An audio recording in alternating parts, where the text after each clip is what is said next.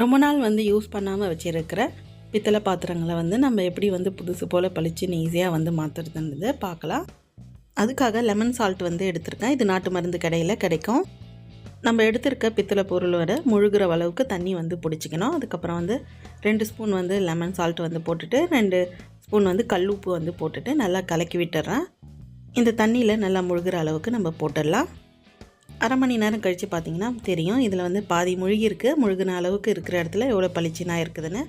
இன்னொரு பக்கமாக வந்து திருப்பி ஒரு அரை மணி நேரம் போட்டு வைக்கிறேன். இப்போ இதை வந்து டிஷ் வாஷோ இல்லைன்னா வந்து சபீனாவோ வச்சுட்டு கொஞ்சம் ஸ்க்ரப் பண்ணி எடுத்துகிட்டு நல்லா வாஷ் பண்ணிவிட்டு காட்டன் துணி வச்சு நல்லா வந்து தொடச்சிட்டா நல்லா புதுசு போல் பளிச்சுன்னு ஆகிடுது. இது வந்து பிள்ளையார் மணன்னு சொல்லுவாங்க. சாமி சிலையெல்லாம் வந்து வச்சுக்கலாம். இந்த டிசைனில் இருக்கிற சந்தில் இருக்கிற கருப்புலாம் வந்து போயிடுச்சு. ரொம்ப நாள் வந்து யூஸ் பண்ணாமல் கருப்பாக படிஞ்சிருக்கிற பித்தளை பாத்திரங்களுக்கு இந்த மெத்தட் நல்லாவே யூஸ் ஆகுது.